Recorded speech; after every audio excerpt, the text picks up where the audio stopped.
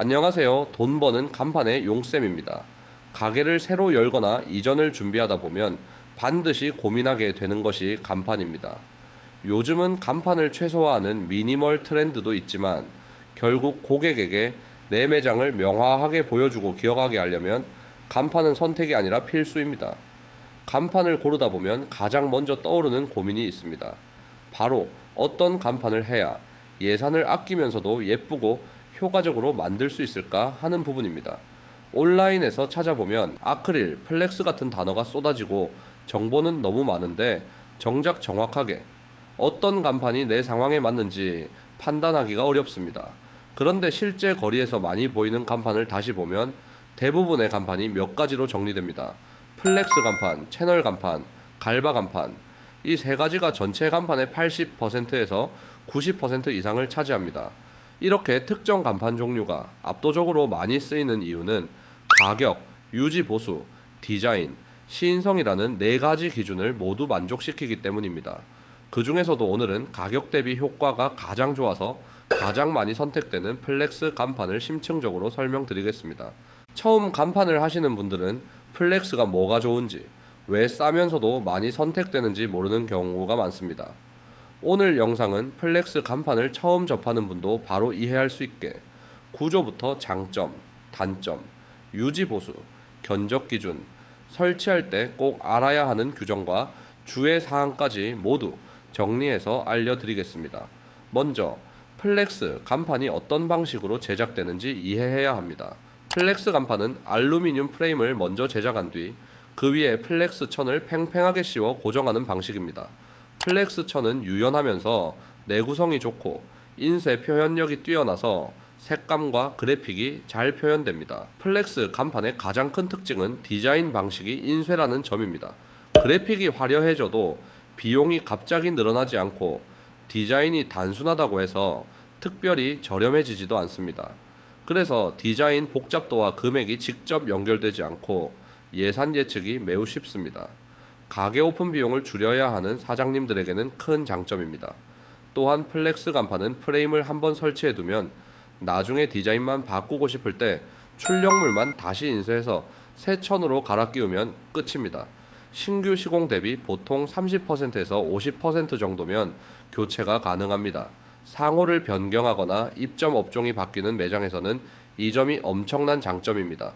플렉스 간판은 크게 세 가지 방식으로 나눌 수 있습니다. 첫 번째는 조명형 플렉스 간판입니다. 간판 내부에 LED 조명을 넣어 밤에 불이 들어오는 형태입니다.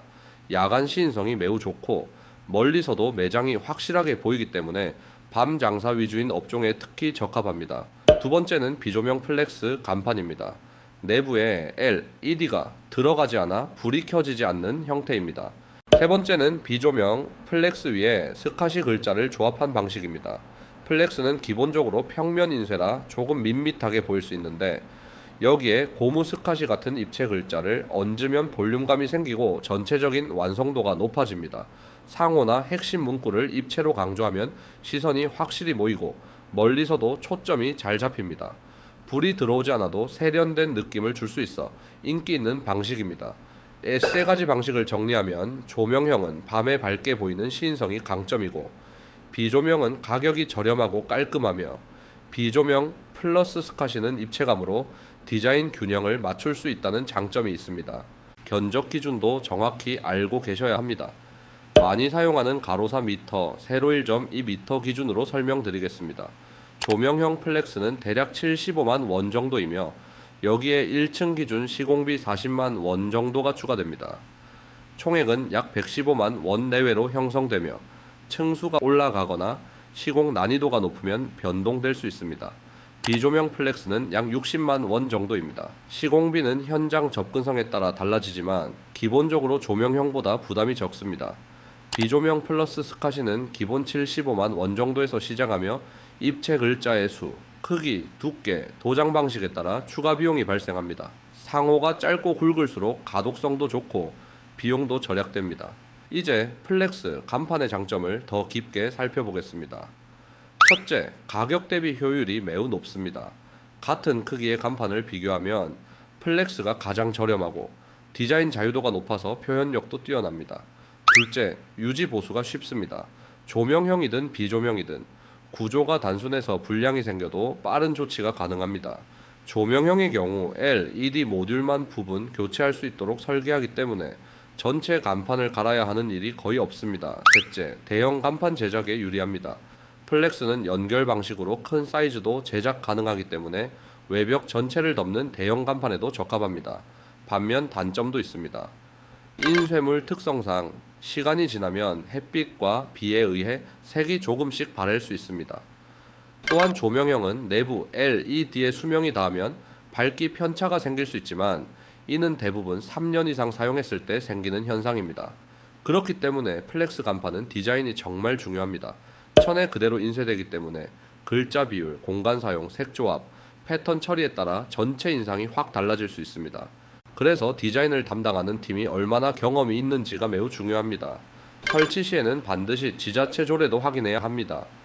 간판의 크기, 높이, 규격, 조명 밝기 기준 등이 지역마다 다릅니다. 이 부분을 모르고 진행하면 규정 위반으로 시정 명령이 나올 수 있습니다. 또 하나 중요한 부분은 돌출 간판과의 조합입니다. 보행자 동선에서 측면 노출이 중요한 상권이라면 플렉스 돌출 간판을 함께 설치하는 것이 좋습니다.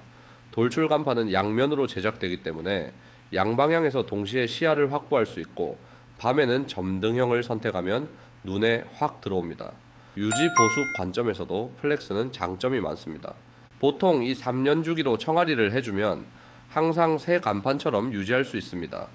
조명형은 LED 모듈을 부분 교체하면 그 금액 부담 없이 다시 균일한 밝기를 유지할 수 있습니다. 사이즈 비율도 중요합니다.